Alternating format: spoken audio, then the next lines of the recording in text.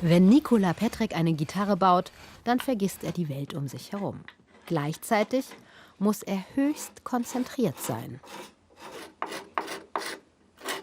Es ist halt wichtig, wenn man so präzise Sachen macht und das auch alles mit der Hand macht, dass man eine gewisse Körperspannung hat, aber auch eine gewisse mentale Entspannung hat. Ja? Sonst gehen Sachen schief und es gibt einfach ganz viele Arbeitsschritte. Da darf nichts schief gehen. Also wenn ich mich jetzt einmal hier verschnitze und ich bin auch nur ein Dreizehntel zu tief, das heißt zu tief von der geraden Kante, ist das Ding gegessen. Ja? Bei ihm ist fast alles Handarbeit. Sogar das Holz für den Korpus hat er vor 20 Jahren selbst geschlagen, im Garten seiner Urgroßeltern in Kroatien. Seine Gitarren baut er nur für sich. Nur sehr selten verkauft er auch mal eine. Ich baue nichts auf Bestellung. Ich baue auch nichts, wenn mir jemand einen Brocken Holz hinlegt, machen wir mal einen Korpus draus. Das mache ich nicht. Ja? Einfach aus dem Grund, weil ich die wenige Zeit, die ich habe, damit nutzen will, Dinge herzustellen oder Dinge zu machen, ja, die meiner Seele oder meinem Naturell entspringen. Die Ideen verwirklichen, die ich dann irgendwie draußen in der Natur mir einsammle und das ist meine Inspiration. Mit 12 Jahren hat sich Nicola Petrik das Gitarrespielen selbst beigebracht. Sein Handwerk hat der Frankfurter dann richtig gelernt, bei einer Ausbildung zum Zupfinstrumentmacher. Dafür hat er sogar das Musikwissenschaftsstudium abgebrochen. Die erste E-Gitarre hat er schon mit 17 Jahren angefangen zu bauen. In der Schule während einer Projektwoche. Meine damalige Klassenlehrerin hat gemeint, und Nick, was machst denn du da? Ich baue mir eine E-Gitarre. Und dann hat sie mich wirklich buchstäblich ausgelacht und gemeint, das kriegst du doch im Leben nicht hin. Ja. 3 Jahre später habe ich das Ding in der Aula auf dem Abiball gespielt.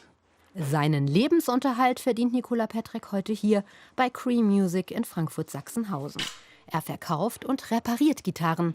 Damit hat er lange gehadert, aber ich mache auf ganz vielen Menschen eine Freude damit, indem ich jetzt die Gitarre des Uropas repariere, die vielleicht auch noch an der Wand hängt, aber ich erhalte Sachen. Ja? Und seitdem ich so diese Denke in mir drin habe, fühlt sich das super für mich an und ich freue mich, das auch machen zu können. hier stellt er auch viele seiner Instrumente aus. Bis zu einem Jahr hat er an jedem einzelnen gearbeitet. Sein jüngstes Werk? Diese Gitarre. Ihre Geschichte eine ganz besondere. Nach 115 Jahren musste das Geschäft umziehen. Nicola hat beim Umzug ein altes Regalbrett über dem Tresen entdeckt. Jetzt ist es eine Gitarre.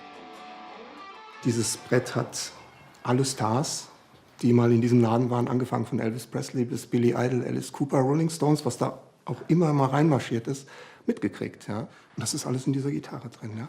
Es ist für mich ein Stück Frankfurter Musikgeschichte. Ja? Und auch das nächste Projekt, was ganz Besonderes. Mit einer Schablone zeichnet er die nächste Gitarre auf ein Walnussbrett aus dem Garten seines verstorbenen Onkels. Daraus will er eine Gitarre an einem Stück bauen und das ganz ohne Strom. Er will zeigen, was ein Mensch nur mit seinen Händen schaffen kann. Ich habe die Erfahrung gemacht, dass es mir unheimlich gut tut für meinen Seelenfrieden, Dinge zu machen, Dinge zu erschaffen. Und ich glaube, das ist in jedem von uns drin und jeder braucht dieses Ventil. Und wenn das dann durch irgendwas verstopft wird, tut das einem selbst nicht gut, dem Individuum nicht gut und der ganzen Gesellschaft nicht gut. Und so wird Nicola Petrik auch in den nächsten Monaten wieder die Welt vergessen.